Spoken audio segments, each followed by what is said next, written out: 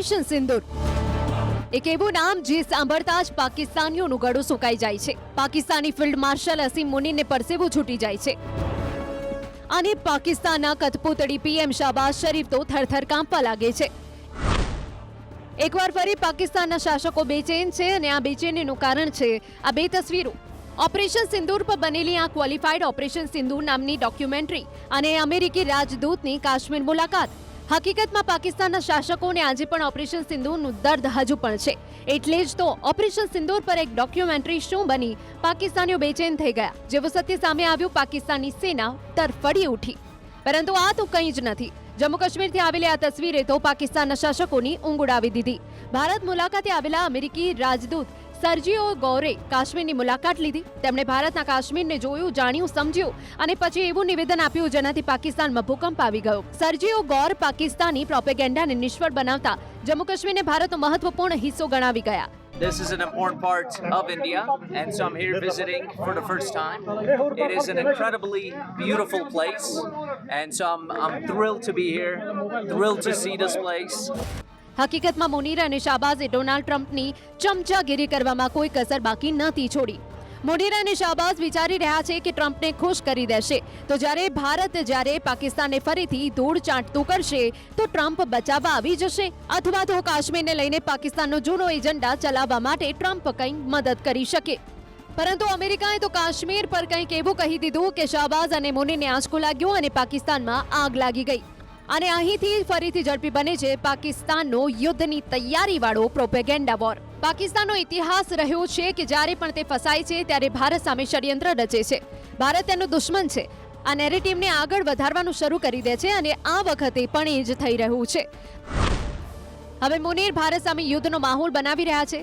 શાહબાઝ અને જરદારી ભારત સામે ઝેર ઓકી રહ્યા છે. તુર્કી અને ચીન પાસેથી હથિયારો મંગાવવામાં આવ્યા છે. નોટિસ પણ જાહેર કરી દેવામાં આવી છે. ચીન પાસેથી મળેલી તોપોને બોર્ડર પર તૈનાત કરી દેવામાં આવી છે. ગુજરાત બોર્ડર પાસે ડ્રોન અને સેના તૈનાત કરી દેવામાં આવી છે. ભારતને ઉશ્કેરવાના તમામ કામ પાકિસ્તાન આ સમયે કરી રહ્યું છે. 19 થી 30 ઓગસ્ટ વચ્ચે તુર્કી અને પાકિસ્તાન વચ્ચે સૈન્ય વિમાનોની સતત અવરજવર રહી. આ વિમાનો દ્વારા તુર્કીએ પાકિસ્તાનને ડ્રોનનો મોટો જથ્થો પહોંચાડ્યો. ડ્રોનની સપ્લાય રાત્રે અંધારામાં કરવામાં આવી જેથી સેટેલાઇટ ટ્રેકિંગ પ્રવૃત્તિઓને છુપાવી શકાય. તુર્કીથી પહોંચેલા ડ્રોનને બહાવલપુર અને રાવલપિંડીની મિલિટરી સ્ટોરેજ ફેસિલિટીઝમાં રાખવામાં આવ્યા છે. તેમાં AI ગાઇડેડ ક્રૂઝ મિસાઇલો, બાયરાક્ટર TB2 અને અકિંચી ડ્રોન સામેલ છે. આ સિવાય તુર્કીએ પાકિસ્તાનના 3 લડાકુ વિમાનોને અપગ્રેડ કરવામાં પણ મદદ કરી છે. બાયરાક્ટર TB2 નો સર્વેલન્સ અને હુમલા બંનેમાં ઉપયોગ થાય છે. તે આશરે 24 કલાક ઉડાન ભરી શકે છે અને લગભગ 150 કિલોમીટર કમ્યુનિકેશન રેન્જ અને લેઝર ગાઇડેડ હથિયારો લઈ જઈ શકે છે. અકિંચી ડ્રોન TB2 કરતાં મોટું અને વધુ શક્તિશાળી છે. આશરે 1.3 ટન પેલોડ લઈ જવાની ક્ષમતા છે અને 24 કલાકથી વધુ ઉડાનની ક્ષમતા છે અને ભારે હથિયાર લઈ જવામાં પણ સક્ષમ છે. જ્યારે કે કેમાન કે ક્રૂઝ મિસાઇલમાં AI થી ટાર્ગેટ ઓળખવાની ક્ષમતા છે અને આ મિસાઇલ ડ્રોનથી પણ લોન્ચ કરી શકાય છે. કેમાન કે ક્રૂઝ મિસાઇલની રેન્જ આશરે 150-200 કિલોમીટર બતાવવામાં આવી છે. આ મિસાઇલ જમીન અને સમુદ્રના ટાર્ગેટ પર હુમલો કરી શકે છે.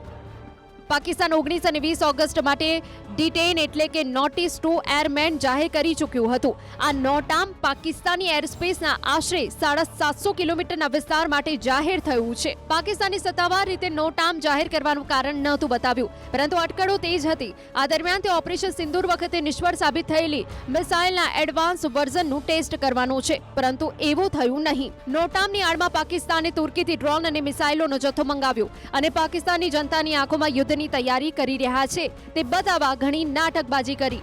પરંતુ યુદ્ધની તૈયારીઓ વચ્ચે એકવાર ફરી પાકિસ્તાને ભારતને ઉશ્કેરવાનો પ્રયાસ કરવાની ભૂલ કરી દીધી. પરંતુ આ મોદીનું નવું ભારત છે, ચૂપ નથી રહેતું, તરત જ જવાબ આપે છે. કેટલાક દિવસો પહેલા જ ઇસ્લામાબાદમાં પાકિસ્તાને ભારતીય હાઈ કમિશનની સુરક્ષા સાથે ચેડા કરવા માટે ત્યાં લાગેલા કેટલાક સ્ટ્રક્ચર હટાવી દીધા, તો ભારતે પણ દિલ્હીમાં પાકિસ્તાની હાઈ કમિશનની બહાર બુલડોઝર ફેરવી દીધું.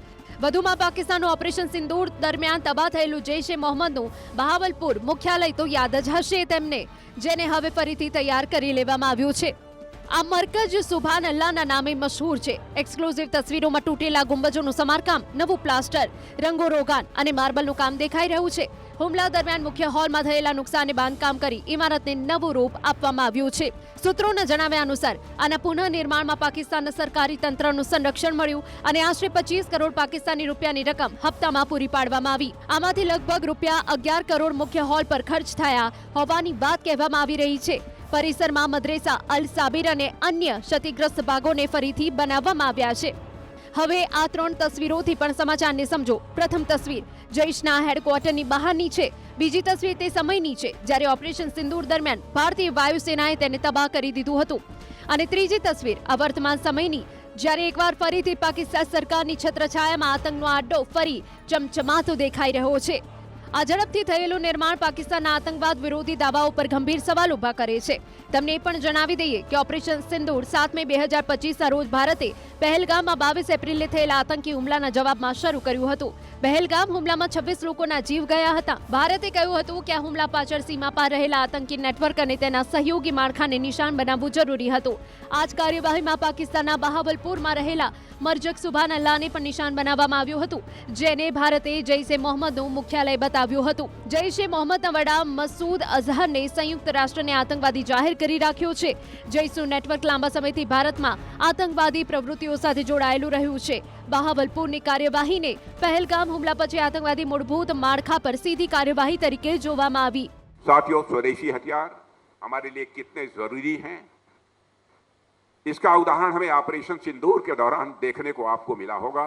केवल भारत को ही नहीं, भारतवासियों को ही नहीं, सारी दुनिया को देखने को मिला है. ऑपरेशन सिंदूर के दौरान दुनिया ने भारत के इंडिजिनस स्वदेशी हथियार प्रणालियों की क्षमता को भी देखा है. હવે બોર્ડર પાસેની તસવીર પણ જુઓ. ભારત તો દરેક સમયે તૈયાર છે. પાકિસ્તાન બસ એક ભૂલ કરે અને પછી ભારતીય સેના તેને ઘેરી લેશે, જેની ઝાંખી જેસલમેર પાસે દેખાઈ. ભારત પાકિસ્તાન સરહદ નજીક સેનાના કેટલાય હેલિકોપ્ટરોએ લેન્ડિંગ અને ટેક ઓફનો અભ્યાસ કર્યો. એટલું જ નહીં, આવતા મહિને ભારતીય અને અમેરિકી સેનાઓ યુદ્ધાભ્યાસ કરશે. એક જ સમયે રાજસ્થાનના રણ અને ઉત્તરાખંડમાં હિમાલયની ઊંચાઈઓ પર પોતાના સૈનિકોને તાલીમ આપશે. તો આ દરમિયાન Bharat Pinaka multi barrel rocket launcher અને K9 વજ્ર ટ્રેક્ડ સેલ્ફ પ્રોપેલ્ડ હોવિત્ઝર તૈનાત કરશે. જ્યારે અમેરિકી સેના પોતાની high mobility artillery rocket system એટલે કે હાઈમાર્સ ફરીથી લાવી રહી છે. સૂત્રો જણાવે છે AS-64 અપાચે અટેક હેલિકોપ્ટરમાં આમાં ભાગ લેવાના છે. બંને તબક્કાના યુદ્ધાભ્યાસ દરમિયાન નાના ડ્રોન શોધવા, તેમને ઓળખવા, ઇલેક્ટ્રોનિક યુદ્ધ ઉપાયો જેવા કે જેમિંગ અને સ્પૂફિંગ તથા હાર્ડ કિલ ઇન્ટરસેપ્શન્સને લઈને યુદ્ધાભ્યાસ થશે. એટલે કે રણથી લઈ પહાડ સુધી ભારતીય સેના દરેક જગ્યાએ પાકિસ્તાન જેવા દેશને જવાબ આપવા માટે પૂરી રીતે તૈયાર છે. એટલે કે ભારત દરેક પરિસ્થિતિ માટે તૈયાર છે. પાકિસ્તાન સાથે જોડાયેલી સરહદ હોય કે ચીન સાથે, તમામ પર સરકાર અને સેના બંનેની તીક્ષ્ણ નજર છે. એટલે તો ભારત અને ચીન વચ્ચે સરહદ વિવાદ પર વાતચીત માટે રાષ્ટ્રીય સુરક્ષા સલાહકાર અજીત ડોભાલ સોમવારે બીજિંગ જઈ રહ્યા છે, જ્યાં તેઓ તેમના સમકક્ષ વાંગ યી સાથે મુલાકાત કરશે.